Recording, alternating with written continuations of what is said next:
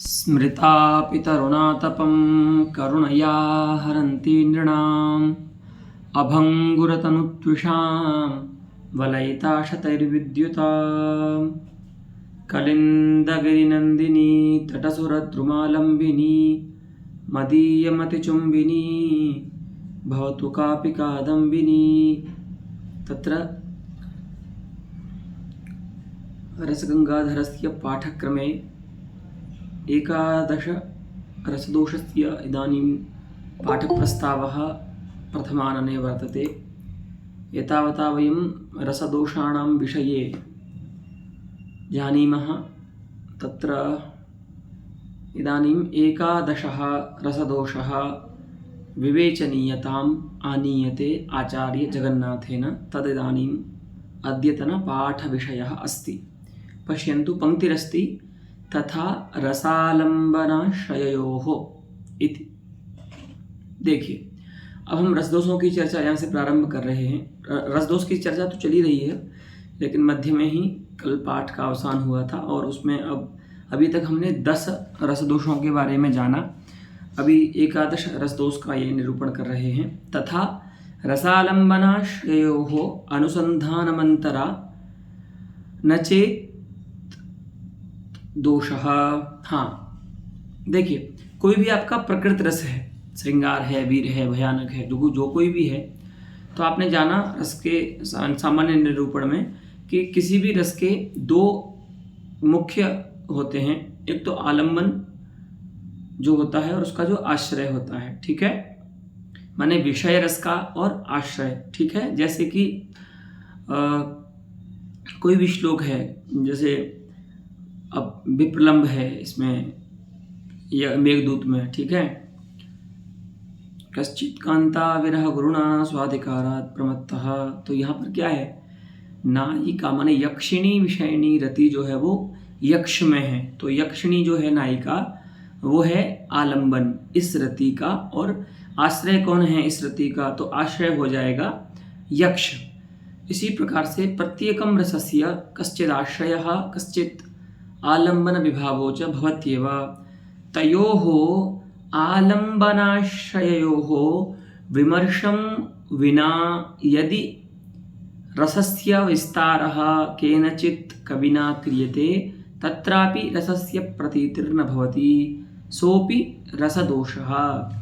सोऽपि विस्तारः अर्थात आलंबनाश्रययोः वर्णनम् अंतरा विहितः रसस्य विस्तारः दोषाय कल्पते, अयं भावः, ठीक है।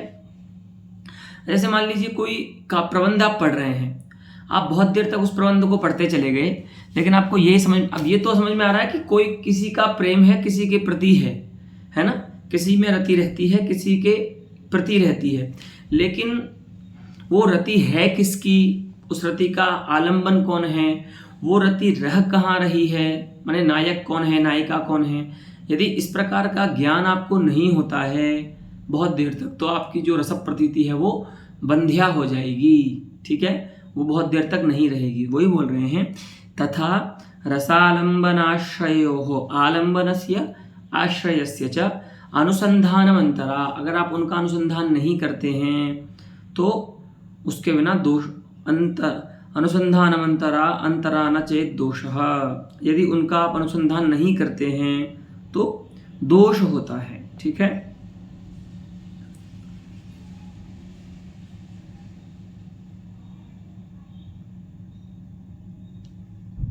क्योंकि दोष क्यों होता है तो बता रहे हैं, तदनुसंधानाधीना ही रस प्रतिपत्ति धारा तदनुसंधाने विरता स्यात्।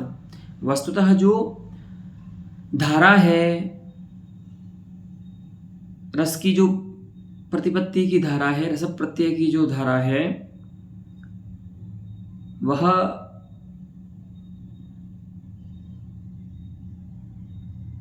रस के आश्रय और रस का जो विषय है माने आलंबन जो है उन पर ही अधीन होती है। यदि आप बहुत देर तक उनका अनुसंधान नहीं करेंगे प्रबंध में, काव्य में, तो रस प्रतिपत्ति धारा जो है वह विरत हो जाएगी, समाप्त हो जाएगी। आप देखिए, कोई भी आप ऐसी स्टोरी देखिए, आप कोई मान लीजिए मूवी देख रहे हैं ऐसी जहाँ पर कोई आपको समझ में आ रहा है कि कोई गाना गा रहा है, किसी के लिए गा रहा है, कोई स्त्री भी गा रही है, कोई पुरुष भी गा रहा है, ठीक है, बहुत देर तक आपने देखा, लेकिन वो दोनों को पता ही नहीं आपको है कौन वो, है ना। कः अस्ति पुरुषः का च स्त्री इति तयोः रतेः आलम्बनाश्रयोः यावत् अनुसन्धानं न भवति तावत् तत्र प्रतीयमाना रतिः श्रृंगारतया नानुभूयते। तब तक उसको हम उस रति का हमको श्रृंगार के रूप में अनुभव नहीं होगा। बहुत देर तक हम ऐसा देख भी नहीं सकते, थोड़ी देर में हम उससे विरत हो जाएंगे, छोड़ देंगे उसको देखना। अरे समझ में ही नहीं आता, पता नहीं कोई नायिका पीछे से गाना गाती रहती है ना। वो है ना एक चलचित्र भूल भुलैया करके, है ना, जिसमें वो भूतनी है कॉमेडी वाली, वो गाती है बंगाली में गाना। तो वो पता होना वहाँ तो चलो ठीक है कि वो तो छिप करके ही गाना है उसको, वो इस प्रेतावस्था में है, लेकिन वस्तुतः क्या होना चाहिए, रस के जो आश्रय और आलंबन हैं उनका अनुसंधान होना चाहिए। तो अयमपि कश्चित् रसदोषः अस्ति। अब बताते हैं, एवं प्रकृत रसानुपकारकस्य वस्तुनो वर्णनमपि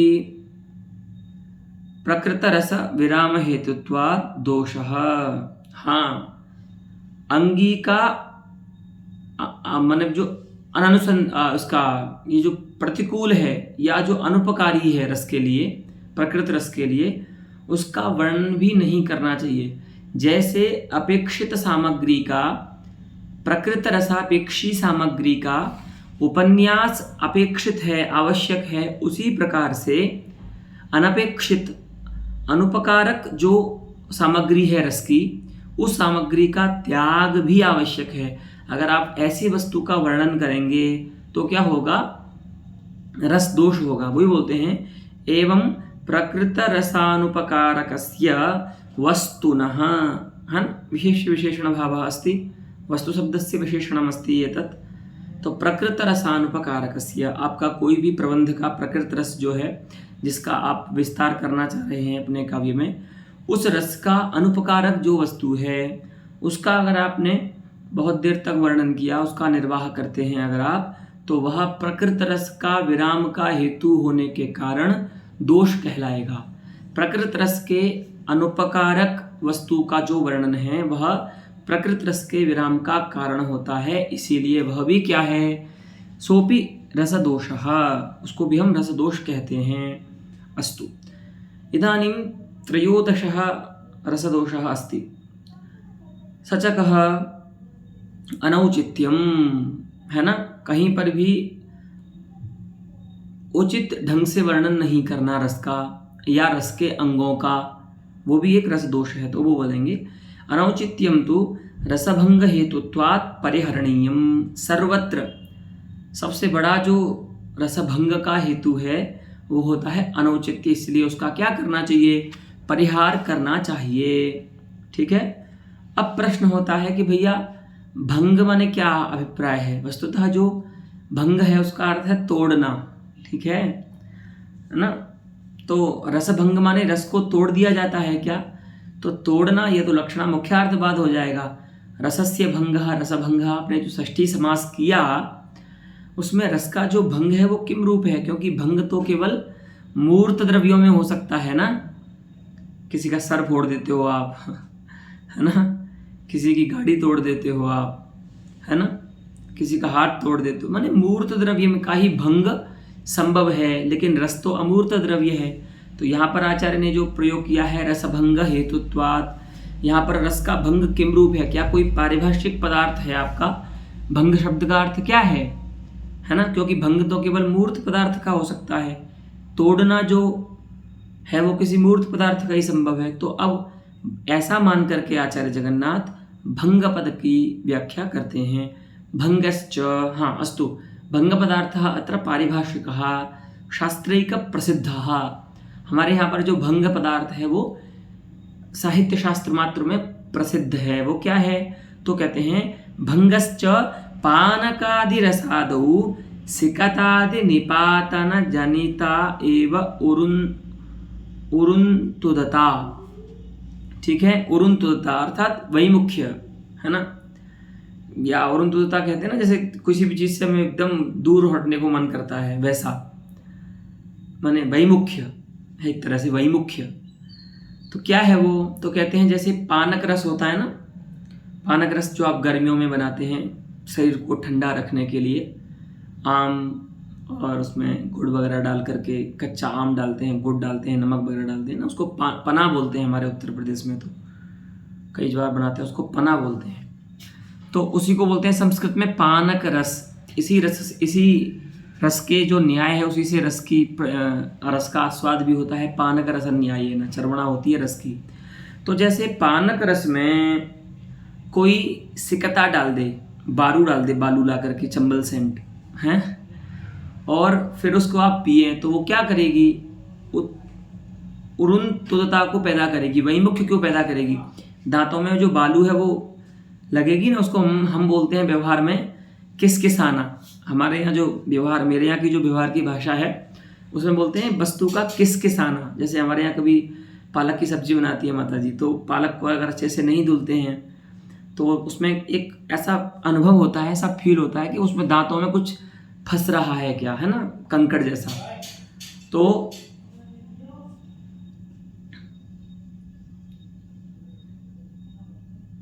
अरुंधुता, हाँ बिल्कुल अरुंधुता है, उरुंधुता नहीं है, ठीक है। अस्तु, तत्र कश्चित् अपाठः मया इतः उक्तः, पाठः अस्ति अरुंधुता, ठीक है। तो वैमुख्य होता है, तो वो कैसा होता है, जैसे पानक रस में आपने बहुत सारी बालू ला करके, सिकता माने बालू, ठीक है, सिकता ला करके डाल दी,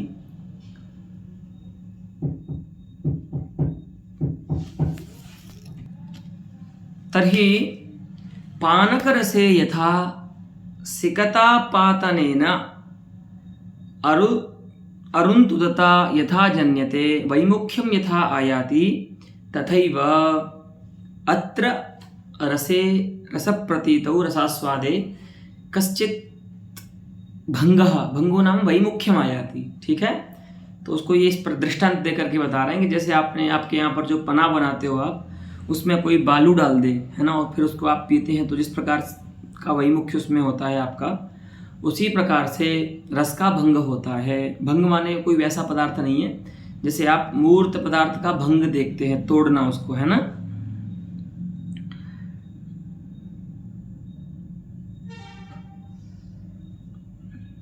अब ये अनौचित्य की परिभाषा करते हैं कि अनौचित्य कितने प्रकार से हो सकता है, क्या हो सकता है, तो बताते हैं।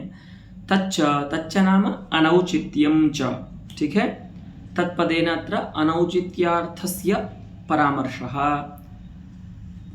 तच्च जाति देश काल वर्णाश्रम वयोवस्था प्रकृति व्यवहारादेव प्रपंचजातस्य तस्य यल्लोकशास्त्र सिद्धम उचित द्रव्य क्रियादि तद्भेदः। अनौचित्य के कितने भेद हो सकते हैं, तो बोल रहे हैं कि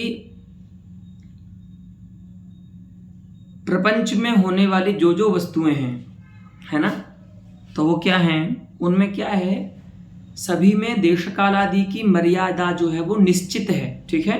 किसके द्वारा निश्चित है, तो लोक के द्वारा अथवा शास्त्र के द्वारा, है ना। कहीं कहीं पर हम देखते हैं कोई कृत्य हमारा ऐसा होता है जो शास्त्रोपदिष्ट नहीं है लेकिन लोकाभिमत है, और प्रायः जो हमारे व्यवहार होते हैं वे शास्त्राभिमत होते हैं, ठीक है। अस्माकं सनातन धर्मानुयायिनां भूयांसः आचाराः शास्त्र उपदिष्टाः भवन्ति, शास्त्रोपदिष्टाः भवन्ति। केचन लोकाभिमताः अपि आचाराः अस्मासु भवन्ति। अस्तु, इस प्रकार से दो प्रमाण हैं उसके, या तो शास्त्र से औचित्य आएगा या तो लोक से औचित्य आएगा। तो लोक या शास्त्र के द्वारा कहीं पर देश काल वर्ण आश्रम, वय माने आयु, अवस्था, प्रकृति और व्यवहार का जहाँ पर अनौचित्य होता है, तो वहाँ पर उस अनौचित्य को हम रसगत अनौचित्य माने रसगत भंग का कारण मानते हैं, ठीक है। वही उसके भेद हैं, ठीक है। कहीं पर जाति से अनौचित्य आएगा, है ना, कहीं पर देश का अनौचित्य आएगा, कहीं पर काल का अनौचित्य आएगा, ठीक है, काल से, कहीं पर वर्ण से अनौचित्य, कहीं पर आश्रम से अनौचित्य आएगा। इस प्रकार से एक एक का उदाहरण भी देंगे अभी आचार्य, लेकिन इतने भेद होते हैं अनौचित्य के, माने एतद एतद प्रयोज्य अनौचित्य आ सकता है। ठीक है, तो इदानीम औचित्यम आचार्यः क्रमेण दर्शयति, अनौचित्यम दर्शयति। ठीक है, जात्यादेः अनुचितम यथा, जात्यादि के द्वारा जब अनौचित्य आता है वो किस प्रकार से आता है, तो कहते हैं गवादेः तेजो बलकार्याणि पराक्रमादीनि पुनः सिंहादेश्च साधुभावादीनि। जातिगत अनौचित्य क्या है, तो बोलते हैं कि जैसे गऊ है, गऊ में दोनों आ जाएंगे, बैल भी आ सकता है और गाय भी आ सकती है।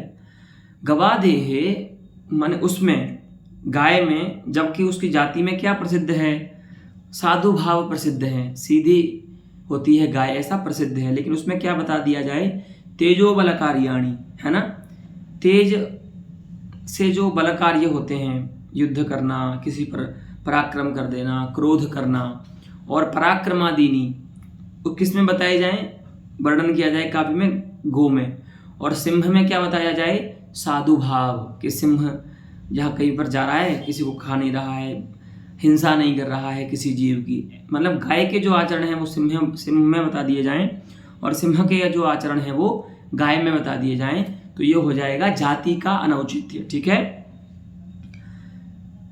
और तो यहाँ पर ये लोक से सिद्ध होता है कि गवादि में साधु भाव होते हैं और सिंहादि में तेजोवल कार्याणी होते हैं, पराक्रमादि।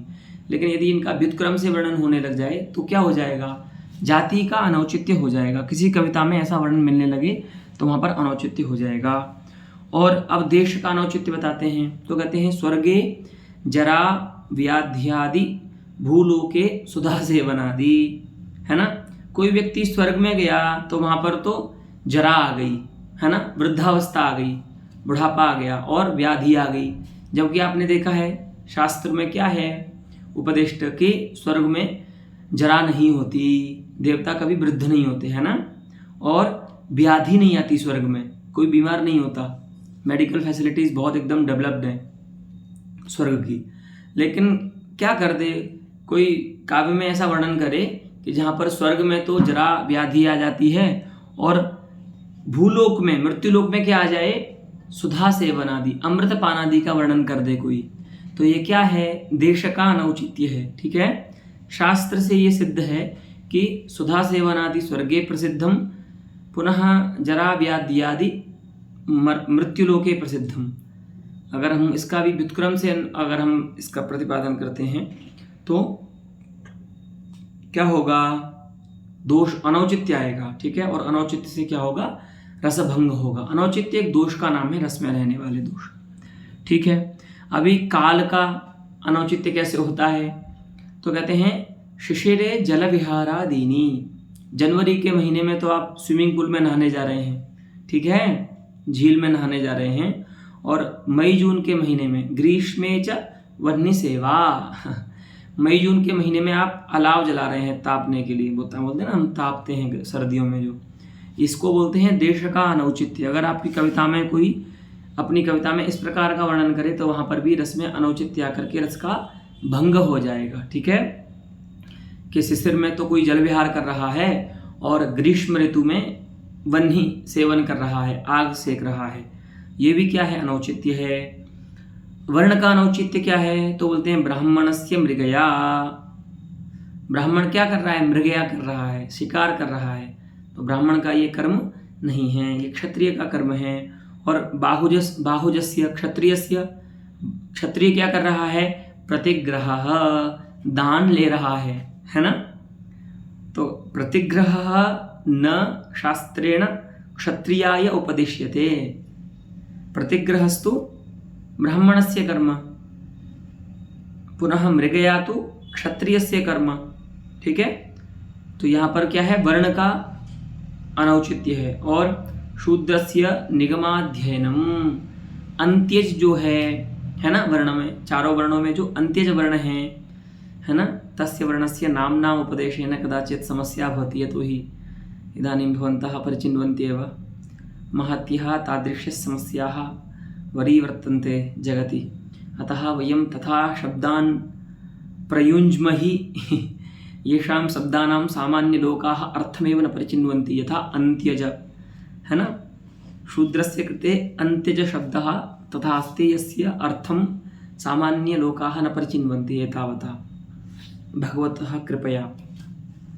तो अंत्यज जो वर्ण हैं, उस वर्ण के लोग जैसे वेदाध्ययन करें किसी के काव्य में, तो वहां पर भी क्या होगा, अनौचित्य हो जाएगा वर्ण का। ठीक है। अब कहते हैं आश्रम का अनौचित्य क्या होगा, तो कहते हैं ब्रह्मचारिणो यतेश्च तांबूल चर्वणम दारोपसंग्रहः। वस्तुतः स्मृतिशास्त्रेण ब्रह्मचारिणः आश्रम व्यवस्थां स्मृतिशास्त्राण्येव दृढीकुर्वन्ति, अतः स्मृत्या ब्रह्मचारिणः तांबूलचर्वणं पुनः दारोपसंग्रहः इतीमे कर्मणि निषिद्धे स्तः। स्मृति के द्वारा ये दोनों कर्म निषिद्ध हैं ब्रह्मचारी के लिए।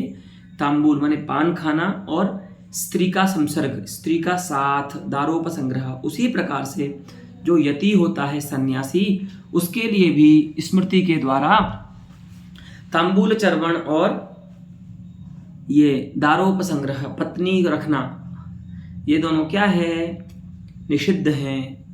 तो ये अगर ऐसा करता, कोई वर्णन करता है कि यहाँ पर ब्रह्मचारी के तो पान खा रहा है, तांबूल चर्वण कर रहा है और उसके साथ पत्नी भी है, तो ये क्या है, अनौचित्य है। और ये अनौचित्य किसका है, तो ये है आश्रम का अनौचित्य, है ना। चत्वारः आश्रमाः सनातन व्यवस्थायां प्रत्यपाद्यन्त तत्तत् स्मृतिकारैः, ते च ब्रह्मचारी गृहस्थ, पुनः अयं तृतीयः कः अस्ति, सन्यासात् पूर्वम् अस्ति खलु वानप्रस्थाश्रमः। एते चत्वारः आश्रमाः, ठीक है, स्मृतिशास्त्रेषु उपदिष्टाः सन्ति। तो इनका अनौचित्य होता है तो भी रस का भंग हो जाता है। तो ये सब काव्य की बातें हैं। कविता में अनौचित्य और औचित्य की बातें हैं। सामान्य रूप से तो सब होता है, इसमें कोई समस्या नहीं है। और कहते हैं अब वय का अनौचित्य क्या है, तो कहते हैं बालवृद्धयोः स्त्री सेवनम। बूढ़े और बच्चे तो स्त्रियों का सेवन कर रहे हैं। और यूनश्च विरागः, युवक जो व्यक्ति है उसमें वैराग्य का वर्णन कर रहे हो आप, ठीक है। युवा यः अस्ति सः निर्वेदं भजते, पुनः बालाः ये सन्ति, वृद्धाश्च ये सन्ति, ते वनिताः उपसेवन्ते, है ना, वे स्त्रियों का उपसेवन कर रहे हैं। और जो युवक हैं वो वैराग्य धारण कर लिया उन्होंने। तो ये क्या है, ये आयु का, वय का अनौचित्य है, ठीक है। वस्तुतः लोक क्या कहता है और शास्त्र भी कहते हैं इसमें, तो है ना, तत्रस्ति खलु रघुवंशस्य श्लोकः एकः प्रमाणम। शैशवेभ्यस्तविद्यानां यौवने विषयैषिणां वार्धक्ये मुनिवृत्तीनां योगेनान्ते तनुत्यजां। रघुवंशीय राजाओं के लिए कालिदास लिखते हैं कि बड़े सिस्टम से काम करते थे। शैशवेभ्यस्तविद्यानां, जिस उम्र में जो काम बताया गया है शास्त्र में वही काम करते थे रघुवंश के राजा। शैशवेभ्यस्तविद्यानां यौवने विषयैषिणां, युवावस्था जो होती है वो विषय का भोग के लिए होती है, तो उसमें विषय का भोग किया। फिर वार्धक्ये मुनिवृत्ति नाम, वृद्धावस्था में वानप्रस्थ मुनिवृत्ति को धारण किया। और अंतिम में योगेनान्ते तनुत्यजाम। ऐसे तो यहाँ पर अगर आप इस प्रकार का वर्णन करते हैं तो भी क्या हो जाएगा, अनौचित्य हो जाएगा। अतः इदमपि वयः प्रयोज्यम अनौचित्यम परिहर्तव्यम काव्ये। फिर देखते हैं, अब अवस्था बता रहे हैं। तो अवस्था में बता रहे हैं अवस्था का अनौचित्य कैसा होता है, तो कह रहे हैं दरिद्राणाम आढ्याचरणम। आढ्यम नाम धनम, ठीक है। तो जो दरिद्र व्यक्ति है उसका धनी के समान आचरण का वर्णन करना। और आढ्यानाम च दरिद्राचारः यह इदानीं भूयान दृश्यते लोके। अभी आप देखोगे तो ये जो दूसरी बात है ना, ये बहुत दिखती है। कौन सी वाली, आढ्यानाम दरिद्राचरणम। जो धनी व्यक्ति हैं वे उनमें दरिद्राचरण का वर्णन करना और दरिद्रों में धनी के आचरण का वर्णन करना, ये क्या है? अवस्था का अनौचित्य है, तो ये भी नहीं करना चाहिए। ठीक है। इदानीं प्रकृतेः अनौचित्यं वर्णयति। अब यहाँ पर थोड़ा सा आपको अधिक समझना होगा।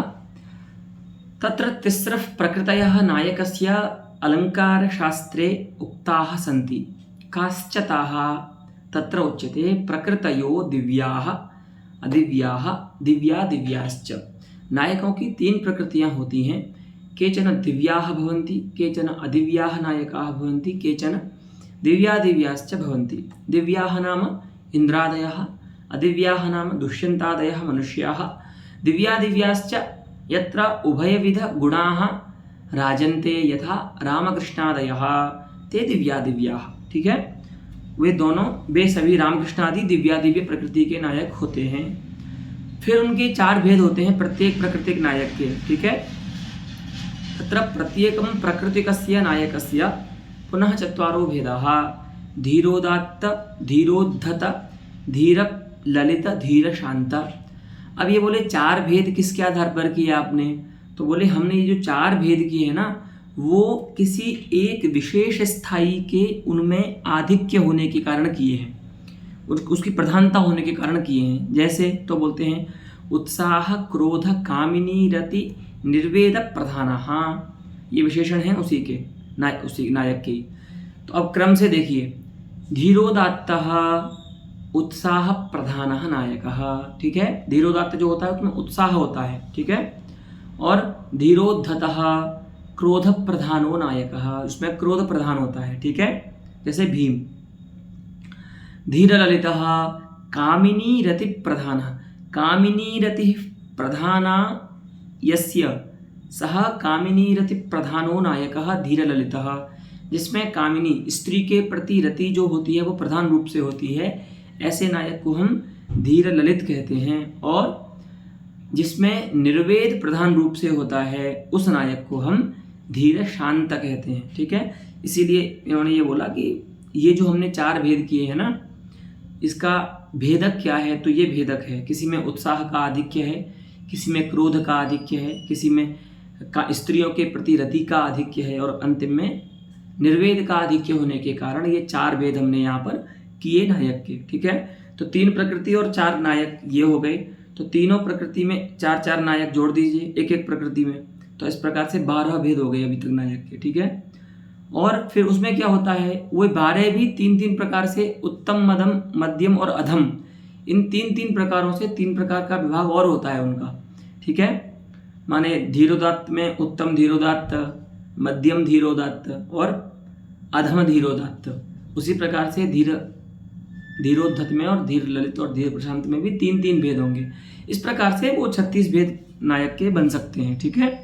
लेकिन यहाँ पर ये संख्या पर कोई भी संख्या का निर्वचन नहीं करते हैं आचार्य, ये तो सीधा रस दोष को बताने के लिए यहाँ पर उपक्रम कर रहे हैं। देखिए, अब ये इन्होंने एक भेद समझा दिया आपको, नायक का भेद, प्रकृति का भेद कैसे करते हैं। ठीक है। तत्र अब उसमें बताएंगे कि अनौचित्य, प्रकृति का जो अनौचित्य है वो कैसे काम करता है नायकों के मध्य में, वो देखिए। तत्र अर्थात प्रकृतिषु तासु रत्यादीनां भयातिरिक्त स्थायी भावानां सर्वत्र समत्वेपि, सभी नायकों में जो रत्यादि स्थायी भाव हैं वो भय को छोड़ करके, ठीक है, सभी समान रूप से रहते हैं। भय जो होता है वो अलग अलग नायकों में, अलग अलग प्रकृति के नायकों में उसकी अलग अलग स्थिति होती है, भिन्न स्थिति होती है। लेकिन अन्य जो स्थायी भाव हैं 8 भय से अतिरिक्त, वे सभी समान रूप से सभी प्रकृति के नायकों में रहते हैं। ठीक है। लेकिन फिर भी रतेः संभोग रूपायाः रतेः, यद्यपि सभी नायकों में, दिव्य नायक में भी रति है, अदिव्य नायक में भी रति है और दिव्य नायक में भी रति है, लेकिन जैसे आप अदिव्य नायक में रति का वर्णन उसके सकल अनुभवों के साथ कर सकते हैं, जैसे दुष्यंत शकुंतला को बताते हैं आप, या अन्य किसी नायक में नैषधि चरितम में आप इसको ले लें, नल को ले लें, दमयंती की जो रति है उसका वर्णन करें, तो यहाँ पर आप क्या करते हैं, आलिंगन चुंबनादि जो सकल अंग हैं रति के, सकल कार्य हैं रति के, अनुभाव हैं, उनके साथ आप वर्णन कर सकते हैं। ऐसा वर्णन आप दिव्यादिव्य प्रकृति के जो रामादि नायक हैं या दिव्य प्रकृति के जो नायक हैं उनमें नहीं कर सकते। यद्यपि उनमें रति है, लेकिन जितना स्पष्ट आलिंगन चुंबनादि का वर्णन आप अदिव्य प्रकृति के नायक में कर सकते हैं, उतना स्पष्ट रति का वर्णन आप दिव्यादिव्य अथवा दिव्य प्रकृति के नायकों में नहीं कर सकते। और अगर आप ऐसा करते हैं तो वहां पर अनौचित्य नाम का दोष होता है, जो कि कालिदास ने किया है कुमार संभव में पार्वती की रति का वर्णन जो किया है। ठीक है, तो वही बता रहे हैं, संभोग रूपाया रते है, संभोग रूपा जो रति है उस रति का मनुष्येषु इव, जैसा आपने मनुष्य में वर्णन किया उसका दुष्यंत आदि में, शकुंतला आदि में, ऐसा वर्णन उत्तम देवतासु, उत्तम प्रकृति के जो नायक हैं या दिव्य अथवा दिव्यादिव्य प्रकृति के उत्तम जो नायक हैं उन नायकों में, उस प्रकृति के नायकों में स्फुटीकृत सकलानुभावम वर्णनम न उचितम अनुचितम। तो अब इसका समास देखिए, स्फुटीकृताः सकलानुभावाः यस्मिन् तत् वर्णनम, वर्णन का विशेषण है ये, स्पष्ट रूप से बता दिए हैं सारे रति के, संभोग रूप रति के अनुभाव जिसमें ऐसा वर्णन। तो ऐसा वर्णन आप मनुष्य में तो कर सकते हैं, ठीक है, जैसा वो आप देखते हैं कि अयम सरसनोत्कर्षिणी विश्रमसनः करः, है ना, लेकिन ऐसा वर्णन आप उत्तम प्रकृति के जो नायक हैं, नायिकाएं हैं, उनमें इस प्रकार से सकल स्पष्टीकृत सकलानुभाव वर्णन नहीं कर सकते। माने ऐसा वर्णन नहीं कर सकते किसी देवता का वर्णन करते समय, भले उसकी आप संभोग रति बता रहे हैं, संभोग श्रृंगार बता रहे हैं, लेकिन जैसे एक मनुष्य का संभोग श्रृंगार आप बता सकते हैं, ऐसे देवता का संभोग श्रृंगार आप नहीं बता सकते। तो वो क्या अंतर है उसमें, क्योंकि वह स्फुटीकृत सकलानुभाव होता है, ठीक है, तो वैसा आप नहीं कर सकते। तो अभी आगे बताएंगे कि वैसा वर्णन क्यों नहीं कर सकते, उसमें प्रतिबंधक क्या है, भगवान के बारे में ऐसा क्यों नहीं लिख सकते हम, तो बताएंगे आगे। वहाँ पर एक बुद्धि होती है जो प्रतिबंधिका होती है रसोद्बोध की। अगर आप देवता के विषय में ऐसा वर्णन करते हैं तो वो जो बुद्धि है देवता में, वह तद विषयक रसोद्बोध का प्रतिबंध कर देती है, रस का उल्लास नहीं होने देती। अगर आप देवता के लिए मनुष्य के समान एकदम स्पष्ट संभोग रति का वर्णन करेंगे तो, ठीक है, तो तद वर्णनम अनुचितम। तो जैसे मनुष्यों में संभोग रति का स्पष्ट करके वर्णन करना उचित है, उस प्रकार से उत्तम प्रकृति के नायकों में उचित नहीं है। तो इसे कहते हैं प्रकृति का अनौचित्य, ठीक है। और अब बताते हैं दूसरे स्थायी भाव का। ये तो हो गया आपके रति का। तो जैसी रति का वर्णन आप मनुष्यों में कर पा रहे हैं, ऐसी रति का वर्णन आप देवता में नहीं कर सकते। लेकिन एक भाव ऐसा है कि जैसा वर्णन आप देवताओं में कर पा रहे हो उस भाव का, वैसा वर्णन आप मनुष्य में नहीं कर सकते। वो क्या है, तो कहते हैं क्रोधस्य च लोकभस्मीकरणपटोः दिन रात्रि व्यत्ययाद्यनेक आश्चर्यकारिणः दिव्येषु इव अदिव्येषु अनुचितम तस्य वर्णनम अनुचितम। इसका यहीं से आपको अध्याय करना होगा वहां पर, ठीक है। तो देखो, अभी देवताओं का जो क्रोध होता है, जैसे भगवान शंकर का जो क्रोध है उससे क्या होता है, उसका अनुभव क्या है, लोक भस्मीकरण पटु है वो क्रोध भगवान का, ठीक है। भगवान का जो क्रोध है वो लोक भस्मीकरण पटु है। तो वैसा जैसा क्रोध आप उत्तम दिव्य प्रकृति के नायकों में कर रहे हैं, जैसे शिव है या इंद्र में किया आपने, वैसा क्रोध का वर्णन आप मनुष्य में नहीं कर सकते कि दुष्यंत ने क्रोध किया पूरी पृथ्वी भस्म हो गई, है ना। तो एक तो कैसा होता है देवताओं का क्रोध, लोक भस्मीकरण पटु होता है, पूरे संसार को जला सकता है। और दिन रात्रि व्यत्ययाद अनेक आश्चर्य कारिणा, दिन रात्रि का व्यत्यय कर सकता है। जब दिन है तब आपको रात का ज्ञान होगा और जब रात है तब आपको दिन का ज्ञान होगा। ऐसे आश्चर्यों को उत्पन्न कर सकता है कौन, क्रोध। किसका क्रोध, मनुष्य का नहीं, देवताओं का, है ना। तो देवताओं के क्रोध के दो विशेषण हैं यहाँ पर। एक तो वो लोक भस्मीकरण पटु होता है और दूसरा दिन रात्रि व्यत्ययाद अनेकाश्चर्यकारी होता है। दिन रात्रि का व्यत्यय माने वही दिन में रात्रि का अनुभव, रात्रि में दिन का अनुभव। तो ऐसा हमारे क्रोध से संभव नहीं है मनुष्यों के। लेकिन अगर देवता क्रोध करें तो आपको दिन में रात बोलते हैं ना, दिन में तारे दिखना, दिन में तारे दिख जाएंगे अगर देवता क्रोध करेंगे तो, ठीक है, भगवान क्रोध करेंगे तो इसीलिए उनका जो जैसा क्रोध का वर्णन है वैसा क्रोध का वर्णन आप मनुष्य में नहीं कर सकते, है ना। जैसे राम जी वहां पर वो है ना, किंचित भ्रूभंग लीला नियमित जलधिम रामम अन्वेषयामि, शायद ये महावीर नाटक का है पद्य या किसी नाटक का पद्य है, मंगलाचरण है। मेघनाथ बोलता है, मंगलाचरण नहीं है, एक नाटक मध्य नाटक का ही पद्य है। मेघनाथ बोलता है राम जी के लिए, है ना, कि ये वहाँ पर भयानक रस का उदाहरण है या किसी का उदाहरण है, ये काव्य प्रकाश में है, देख अभी याद नहीं आ रहा हमको।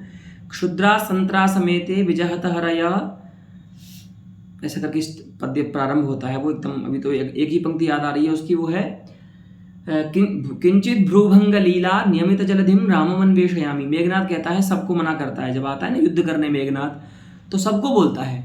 पहले बंदर आते हैं युद्ध करने, वानर जो भगवान की सेना में थे, तो बोलता है अरे तुम कहाँ बेचारे, मैं इंद्र को जीतने वाला बलशाली हूँ। तो क्षुद्रा संतरा समेते विजहत हरयः, कि तुम तो अपना जो भय है उसको छोड़ दो, है ना। हरयः क्षुद्राः हरयः संत्रासम विजहत, छोड़ दो, तुम मेरे बाण के लक्ष्य नहीं हो। मैं मेघनाथ हूँ भाई, तुमसे क्यों लड़ूंगा, बंदरों से लड़ने के लिए हूँ क्या मैं। फिर लक्ष्मण जी आते हैं, लक्ष्मण जी को भी कुछ बोलता है, वो पंक्ति याद नहीं आ रही अभी।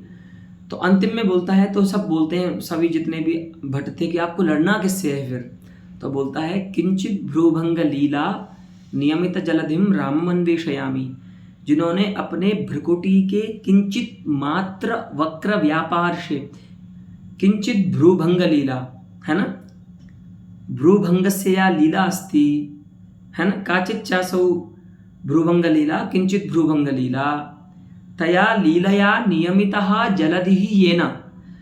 जब हुआ ना वो प्रसंग, भगवान ने समुद्र से स्थान मांगा तो समुद्र ने स्थान नहीं दिया जाने के लिए, तो भगवान ने भ्रुकुटी को अपनी वक्र किया।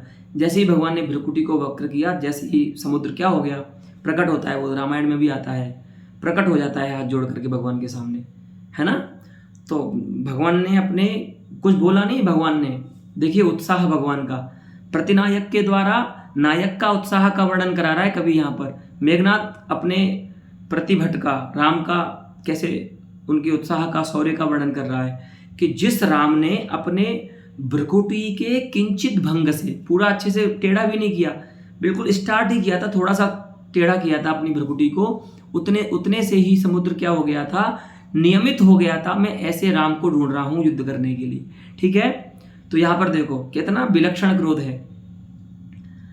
भगवान का, कैसा विलक्षण व्यापार है। अब बताओ मनुष्यों में ऐसा कोई वर्णन कर दे तो अच्छा लगेगा सुनने में, कि जिनके ईषत भ्रुकुटी के वक्र व्यापार से ही सामने वाला व्यक्ति नियमित हो गया।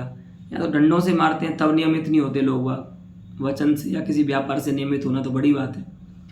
तो इस प्रकार से क्या होता है, क्रोध का आप जिस प्रकार का वर्णन दिव्य प्रकृति में न करते हैं, उस प्रकार से क्रोध का वर्णन आप अदिव्य प्रकृति के नायकों का नहीं कर सकते। उसमें अनौचित्य आएगा, प्रकृति का अनौचित्य आएगा। तो बोलते ऐसा क्यों नहीं कर सकते, वो बताइए। कि आप जैसे मनुष्यों की रति का वर्णन करते हैं, संभोग रूपा रति का, वैसा दिव्य नायक की संभोग रति को क्यों नहीं बता सकते। अथवा हम जैसा दिव्य प्रकृति के नायक के क्रोध का वर्णन करते हैं, ऐसे क्रोध का वर्णन हम अदिव्य प्रकृति के दुष्यंत आदि के नायक का क्यों नहीं कर सकते। तो उसमें बता रहे हैं, दोनों में कारण बता रहे हैं। देखिए, आलंबन गत आराध्यत्वस्य प्रतीत्या, ठीक है, अभी पहले का उत्तर दे रहे हैं कि दिव्य प्रकृति में माने भगवान के विषय में आप संभोग रूपा रति का वैसा स्पष्ट एकदम वर्णन क्यों नहीं कर सकते, क्योंकि उसमें आपको आराध्यत्व प्रकारक ज्ञान हुआ रहता है, ठीक है। शिवः आराध्यः, पार्वती आराध्या। ठीक है, तो आराध्यत्व का जो ज्ञान है, जो प्रतीति है, उस प्रतीति के द्वारा रस प्रतीति क्या हो जाएगी, प्रतिबंधित हो जाएगी। ऐसी माने अगर आप उस प्रकार से पार्वती का वर्णन करेंगे स्पष्ट रूप से, जैसे आप संसार की स्त्रियों का शकुंतला आदि का करते हैं, उस प्रकार से अगर आप पार्वती का वर्णन करेंगे तो रस का उल्लास नहीं होगा। ठीक है, तो वही बोलते हैं क्योंकि वहां पर क्या है, पार्वती में आराध्यत्व प्रकारक ज्ञान है सहृदय का, है ना। तो जैसे ही वहां पर कालिदास उस प्रकार का वर्णन करेंगे तो क्या होगा, आराध्यत्व ज्ञान से रस प्रतीति क्या हो जाएगी, प्रतिबंधित हो जाएगी। वही बोल रहे हैं आराध्यत्वस्य प्रतीत्या रसानुल्लासापत्तेः, रसस्य अनुल्लासापत्तेः, रस का अनुल्लास होने की आपत्ति आएगी। ये तो हो गया पहले प्रकृति के अनौचित्य में कारण कि ऐसा क्यों नहीं कर सकते। और दूसरा बता रहे हैं कि अगर आप दिव्य प्रकृति के नायक के क्रोध के समान अदिव्य प्रकृति के दुष्यंत आदि के भी क्रोध का वर्णन करेंगे तो उसमें मिथ्यात्व का ज्ञान होगा। ठीक है, ये तो झूठ बात है, ऐसा नहीं हो सकता, है ना। क्योंकि हम भी भगवान में तो हम मानते हैं सारी चीज़ें सत्य, देवताओं में भी मानते हैं, लेकिन मनुष्यों में हमारा हृदय नहीं मानेगा। जैसा आपने देखा है ना, साउथ का जो सिनेमा है उसमें अब तो ठीक हो गया, लेकिन पहले उनका जो सिनेमा होता था उसमें अवास्तविकता की पराकाष्ठा हो जाती थी, है ना। एकम पादक्षेपम नायकः करोति तेन शतस्य जनानां मृतिः सकृत जायते युगपदेव जायते। एक बार लात मारी उस नायक ने, 100 लोग एक साथ मर गए, एक साथ उड़ रहे हैं हवा में। ठीक है, वैसा तो मिथ्यात्व का ज्ञान होता है। अगर आप इस प्रकार का क्रोध जो लोक भस्मीकरण में पटु है अथवा दिन रात्रि का व्यत्यय का ज्ञान कराने वाला है, ऐसा क्रोध यदि आप किसी दुष्यंत आदि अदिव्य नायक में बताएंगे तो सहृदय को उसमें मिथ्यात्व का ज्ञान होगा। इदम मिथ्यावचनम, ऐसा ज्ञान होगा। और ये ज्ञान भी क्या करेगा, रस की प्रतीति को प्रतिबंधित करेगा। अनेनापि ज्ञानेन मिथ्यात्व ज्ञानेन रसस्य अनुल्लासापत्तेः, इससे भी क्या होगा, रस की अनुल्लासापत्ति होगी। इसीलिए प्रकृति का अनौचित्य नहीं होना चाहिए। ठीक है, अब एक और बात आती है यहाँ पर, इसमें एक प्रश्न होता है, सहज प्रश्न है वो, कि भैया आराध्यत्व प्रकार ज्ञान जो आप कह रहे हो कि वो प्रतिबंधित कर देगा रस प्रतीति को, अगर हम संभोग रूपा रति का वर्णन उसी प्रकार से करेंगे दिव्य नायक का जिस प्रकार से अदिव्य नायक का करते हैं, तो दिव्य नायक में जो हमारा आराध्यत्व प्रकार ज्ञान है वह रस प्रतीति को प्रतिबंधित कर देगा, नहीं होने देगा। तो बोलते हैं आराध्यत्व प्रकार ज्ञान तो होगा ही नहीं आपको, क्योंकि वहां पर तो साधारणीकरण व्यापार है। सहृदय में एक दोष आया है ना भावनावशात, तो वो साधारणीकरण से ही क्या हो जाएगा, आराध्यत्व ज्ञान जो है वो समाप्त हो जाएगा। नहीं तो फिर तो ये भी ज्ञान क्यों, मतलब शकुंतला विषय रति से भी श्रृंगार का अनुभव क्यों होना चाहिए, क्योंकि शकुंतला भी तो परस्त्री है, वो भी तो आपकी पत्नी थोड़ी नहीं है जो उसकी रति से आपको सुख होना चाहिए। तो बोलते हैं कि नहीं, साधारणीकरण व्यापार से शकुंतला के स्थल में तो वहां पर तो आपको प्रमादात्व विशिष्ट ज्ञान हो जाता है, लेकिन भगवान के वर्णन में इस प्रकार से नहीं चलेगी ये बात। क्यों बता रहे हैं, देखिए, न च साधारणीकरणात् आराध्यत्व अनुत्पत्ति ही आराध्यत्व ज्ञानस्य अनुत्पत्ति ही। पूर्व पक्षी कह रहा है कि भैया साधारणीकरण व्यापार से जब हम यहाँ पर मानेंगे तो हमको दिव्य नायक में आराध्यत्व प्रकार ज्ञान ही नहीं होगा। साधारणीकरण से वो भी क्या बन जाएंगे, सामान्य नायक बन जाएंगे। अब वो राम नहीं है, वो शिव नहीं है, वो पार्वती नहीं है ना। साधारणीकरण व्यापार से हमने उनको क्या कर दिया है, जनरलाइज कर दिया है, सामान्य बना दिया है।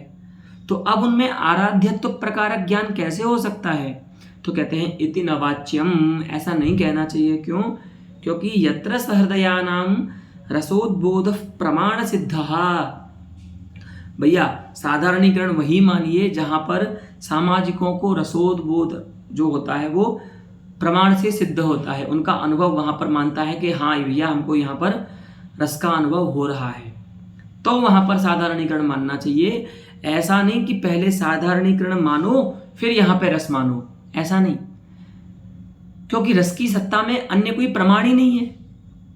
रस की सत्ता में एक ही प्रमाण है, सामाजिकों का अनुभव। तो सामाजिकों का अनुभव यदि ऐसे स्थल में हो रहा है कि यहाँ पर रस है, तो आप मान लीजिए कि वहाँ पर साधारणीकरण व्यापार से शिवादि को साधारणीकृत कर दिया, जो नायक हैं दिव्य नायक। लेकिन ऐसे स्थलों में प्रमाण सिद्ध नहीं है सहृदयों को रसोद्बोध, इसीलिए तत्रैव साधारणीकरणस्य कल्पनात्। तो साधारणीकरण को केवल वहीं पर मानिए, वहीं पर उसकी कल्पना कीजिए जहाँ जिस स्थल में सहृदयों को रस का जो आस्वाद है वो सिद्ध हो रहा है, अनुभव से ज्ञान उनका अनुभव हो रहा है जहाँ पर उनको, और वहीं पर आप साधारणीकरण मानिए। अतिरिक्त स्थल में साधारणीकरण मत मानिए, अर्थात कहीं पर ऐसा मत मानिए कि जहाँ पर पहले साधारणीकरण मान लीजिए और वहाँ पर रसाउद्बोध हो ही नहीं रहा है, लेकिन आप वहाँ पर आग्रह कर रहे हैं कि नहीं, साधारणीकरण से हमने यहाँ पर नायक को साधारणीकृत कर दिया, अब यहाँ पर आप इनकी जो रति है उसको श्रृंगार के रूप में अनुभव कीजिए। ऐसा नहीं होता। क्यों नहीं होता? तो उसमें बढ़िया दृष्टांत देते हैं। अन्यथा अगर ऐसा होता कि किसी का भी आप साधारणीकरण व्यापार से साधारणीकरण करके उनकी रति का श्रृंगार के रूप में अनुभव कर पाते तो क्या होता? अन्यथा स्वमातृ विषयक स्वपितृरति वर्णने भी, अपनी माता की विषयनी जो पिता में रति है उस रति का वर्णन करने पर भी सहृदय को रसोद्बोध होगा, लेकिन नहीं होता। अपने माता पिता के विषय में अगर कोई काव्य पढ़ता है तो उस काव्य से या कोई बताता है उनको उनके माता पिता की रति के लिए, तो उसमें उनकी वो जो रति है ना, मातृ विषयनी पितृनिष्ठ जो रति है, वह रति उसका अनुभव उनको श्रृंगार रस के रूप में नहीं होता है। संसार में किसी को नहीं होता। तो ऐसे तो आप वहाँ भी बोल सकते हैं कि भैया यहाँ पर भी आप अपने माता पिता को अपने माता पिता क्यों समझ रहे हैं, साधारणीकरण से उनको साधारणीकृत कर लीजिए, और जब वो साधारण बन जाएं, आपके माता पिता नहीं रहे अब वो, तब उनकी रति से आप श्रृंगार के रूप में अनुभव कीजिए उनकी रति का, क्या समस्या है। लेकिन ऐसा बोलने से नहीं होता।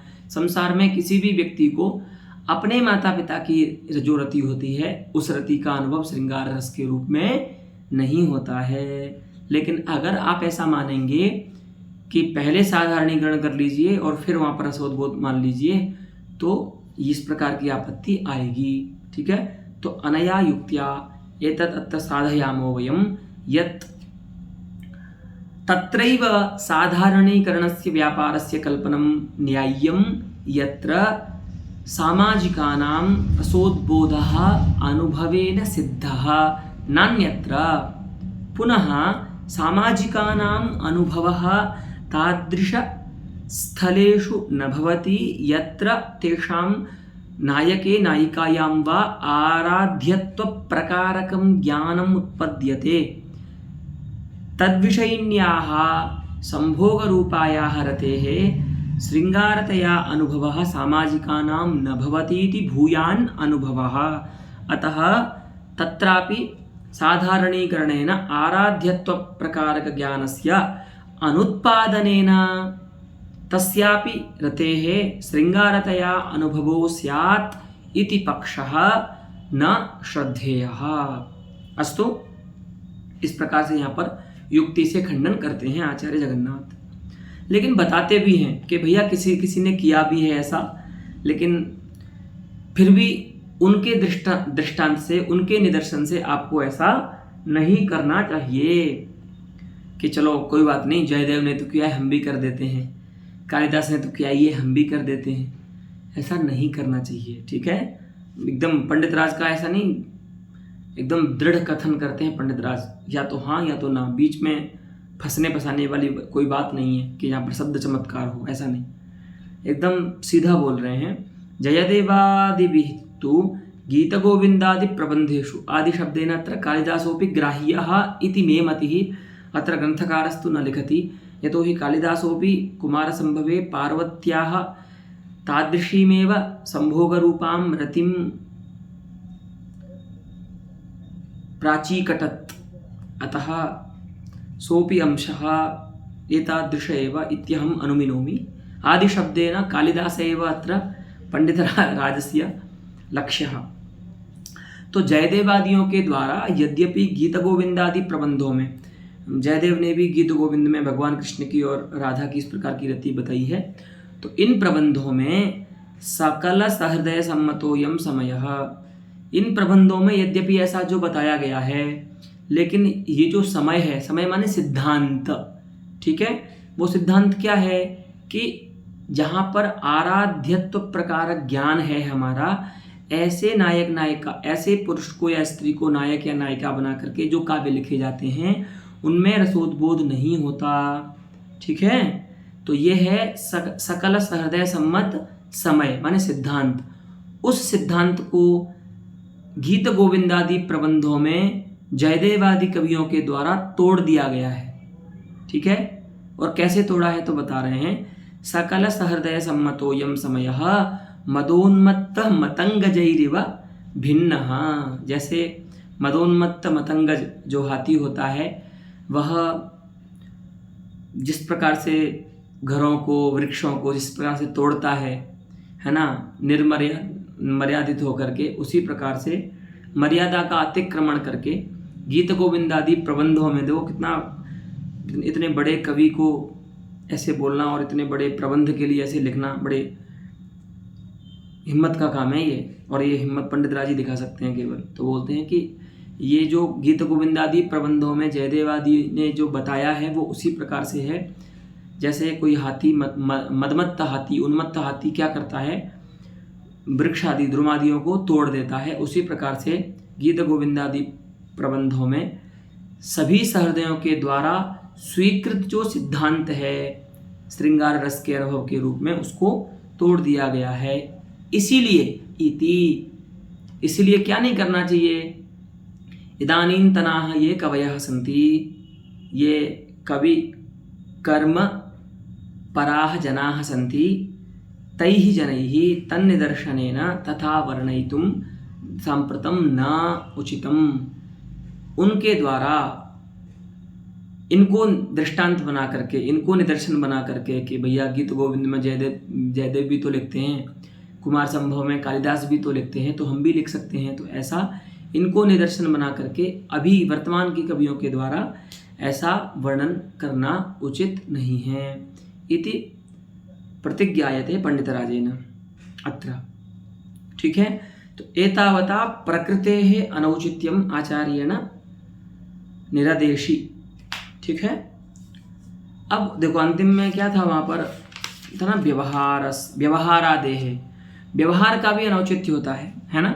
तत्र व्यवहारो नाम ज्ञानजनक शब्द प्रयोगः। हम जो किसी व्यक्ति में ज्ञान उत्पन्न हो उसके निमित्त जो शब्द प्रयोग करते हैं नारायण, उसको व्यवहार बोलते हैं, ठीक है। यथा अहम इच्छामि भवन्तः पंडितराजस्य काव्यशास्त्री प्रमेय परिचयेन विज्ञाः स्युः, है ना। आपको ज्ञान हो इसके लिए मैं क्या कर रहा हूँ, शब्द प्रयोग कर रहा हूँ, ठीक है। तो इस ज्ञानजनक शब्द प्रयोग को कहते हैं व्यवहार, ठीक है। तो व्यवहार भी क्या होता है, उसका भी अनौचित्य होता है कभी कभी, तो प्रबंध में वो भी नहीं होना चाहिए, ठीक है। ये सारी जो अनौचित्य की बातें हैं ना, ये आप ध्यान रखिएगा, ये सभी काव्य में आपको अप्लाई करनी है, लोक में नहीं करनी, नहीं तो बड़ा दिक्कत हो जाएगी, ठीक है। क्योंकि अब व्यवहार में समस्या होने वाली है, व्यवहार में लोग लड़ेंगे, अच्छा ऐसा कैसे नहीं बोल सकते हम, तो वो व्यवहार माने लोक व्यवहार की बात नहीं है, यह काव्य का जो व्यवहार है, काव्यगत में जो व्यवहार है उसकी बात है, ठीक है। तो अब बोलते हैं तथा विद्या वयो वर्णाश्रम तपोभिरुत्कृष्टैः स्वतः अपकृष्टेषु, है ना।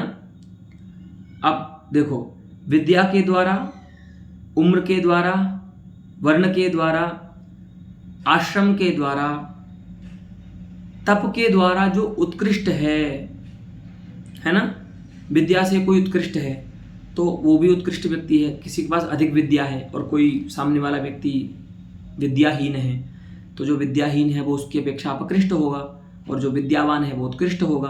कभी कभी आप उम्र से भी उत्कृष्ट अपकृष्ट होते हैं, आप बड़े हैं, कोई आपसे छोटा है, वो हो गया। कभी आप वर्ण से होते हैं, तो वर्ण का भी क्रम आप जानते हैं, उसको यहाँ पर कहने की आवश्यकता नहीं है। तत्र वर्णेषु क्रमः अस्ति, उत्कर्षस्य कस्य उत्कर्षः कियान् भवति इति तत्र अस्ति एका अति प्रसिद्धा व्यवस्था, ठीक है, स्मृति ग्रंथेषु। उसी प्रकार से आश्रमों में, ठीक है, तो सबसे उसमें अलग अलग लोगों का मत है कि कोई गृहस्थ को सबसे उत्कृष्ट आश्रम मानता है, कोई किसी को मानता है, ठीक है। तो और तप में आपका किसी का तप अधिक है, किसी का तप कम है। पता चले कोई विद्वान तो बहुत है लेकिन तपस्या उसकी है ही नहीं, तो तप की दृष्टि से जो तपस्वी है वो उत्कृष्ट होगा, और जो विद्वान है वो अपकृष्ट हो जाएगा।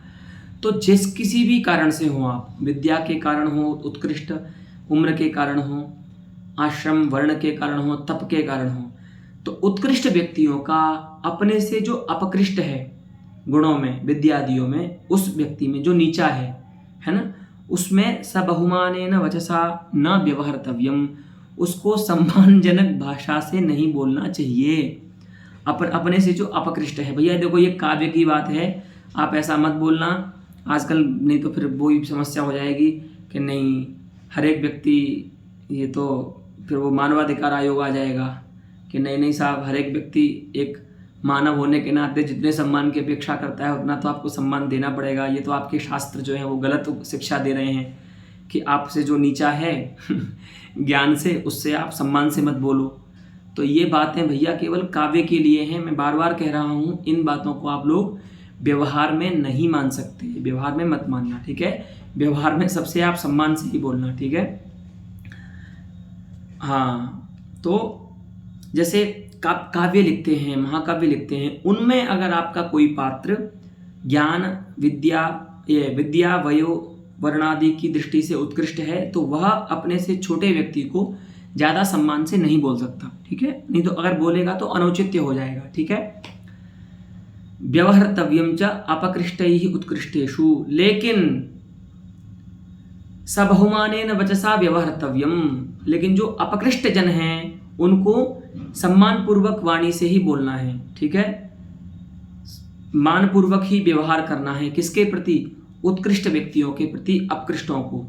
तो जो नीचे हैं ज्ञान आदि से, वे क्या करें, वे अपने से ऊंचे व्यक्ति को, विद्यादि में जो उनसे उत्कृष्ट है उसको सबहुमानेन वचसा व्यवहर्तव्यम तेन, लेकिन वो उनके साथ सम्मान पूर्वक बात करे, ठीक है। तो ये हो गया व्यवहार का अनौचित्य, ठीक है। और उसमें भी बता रहे हैं उत्कृष्ट व्यक्तियों में भी परस्पर व्यवहार का अनौचित्य हो सकता है, उसको भी ध्यान दीजिए। तत्रापि अर्थात उस उत्कृष्टेष्वपि जनेषु तत्र भवान भगवन, जैसे आपने देखा होगा ना, तत्र भवान दुष्यंतः, है ना, इस प्रकार से नाटकों में प्रयोग होता है तत्र भवान। और भगवन ये भी एक संबोधन पद के रूप में प्रयोग होता है। तो ऐसे शब्दों का प्रयोग आप किसके लिए कर सकते हैं? उत्कृष्ट में भी। तो ऐसा प्रयोग केवल आप मुनि, गुरु, देवता के लिए ही कर सकते हैं। हमने अभी जो बोला वो गलत था, इसका मतलब तत्र भवान दुष्यंतः नहीं बोल सकते आप। केवल किसी मुनि के लिए, किसी अपने गुरु के लिए अथवा देवता के लिए, राजा के लिए आप तत्र भवान या भगवन नहीं बोल सकते। यद्यपि दोनों सब उत्कृष्ट हैं, ये राजा भी उत्कृष्ट है, गुरु भी उत्कृष्ट है, मुनि भी उत्कृष्ट हैं और देवता भी उत्कृष्ट है ना। मान लीजिए शकुंतला बोल रही है, तो शकुंतला की दृष्टि से तो सब उत्कृष्ट हैं, ये दुष्यंत भी उत्कृष्ट है, गुरु भी, मुनि सब उत्कृष्ट हैं, लेकिन शकुंतला भी अब दुष्यंत को यहाँ पर तत्र भवान नहीं बोल सकती, क्योंकि वो राजा है, न वो मुनि है, न वो गुरु है, न वो देवता है, ठीक है। और उसी प्रकार से जात्योत्तमैहि, और उनमें भी जात्योत्तमैहि द्विजैरेव, ये जो व्यवहार है ना तत्र भवान अथवा भगवन, वो जात्या जो उत्तम हैं, तो जात्या उत्तम माने 3 ही वर्ण के जो लोग हैं वो बोल सकते हैं। इसमें भी हम वर्ण का नाम नहीं ले रहे हैं, आप लोग समझ जाएंगे। नाधमैहि, जो अधम वर्ण के हैं जन, उनके द्वारा अंत्यजैहि, ठीक है, तैहि जनैहि इमे प्रयोगाः मुनि मुन्यादिभ्यो भी न कर्तव्याः, मुनि आदि के लिए भी जो अधम वर्ण के जन हैं वो ऐसा नहीं बोल सकते। वो भी कौन बोल सकता है? 3 वर्ण के ही लोग बोल सकते हैं जो जात्या उत्तम है, मुनि के लिए भी। ठीक है, माने वक्ता की भी वहाँ पर निश्चिति है कौन वक्ता होना चाहिए। जैसे वक्तव्य निश्चित है कि आप केवल गुरु, मुनि और देवता के लिए बोल सकते हैं, उसी प्रकार से वक्ता भी निश्चित है कि आप केवल उत्तम जात्या जो उत्तम है 3 वर्ण के लोग वही बोल सकते हैं, अधम नहीं बोल सकते। और क्या बोल रहे हैं? परमेश्वर इत्यादि संबोधनैश्च चक्रवर्तिना एव, जो चक्रवर्ती हैं सम्राट, उन्हीं को आप परमेश्वर बोल सकते हो, राजा को ही बोल सकते हो। फिर वहाँ पर आप मुनि आदि को नहीं बोल सकते। तो मुनि आदि से माने गुरु देवता, मुनि गुरु और देवता को आप परमेश्वर नहीं बोल सकते। ठीक है, किसको बोलते हैं? केवल राजा को, चक्रवर्ती को ही बोल सकते हो। ठीक है, इति संबोध्याः। ठीक है, इस प्रकार से आपने व्यवहार का भी अनौचित्य देखा। अस्तु, तो एवं अनौचित्यमपि रसभंग कारणात् दोषाय कल्पते। इस प्रकार के हमने जो कई अनौचित्य बताए आपको, देश का, काल का, जाति का, है ना, और प्रकृति का, व्यवहार का, ये सब प्रकार के अनौचित्य जो होते हैं उनका रसम परिपोष्टु कामेन कविना परिहारः कर्तव्यः। इन सभी प्रकार के अनौचित्य का परिहार यथा योग्य करना चाहिए। अस्तु, अस्मिन्नेव विषये अपरोपि कश्चन अस्ति विमर्शः, सः अस्माभिः आगामिनि पाठे विचारयिष्यते। अस्तु, अलं तावत् पाठेन।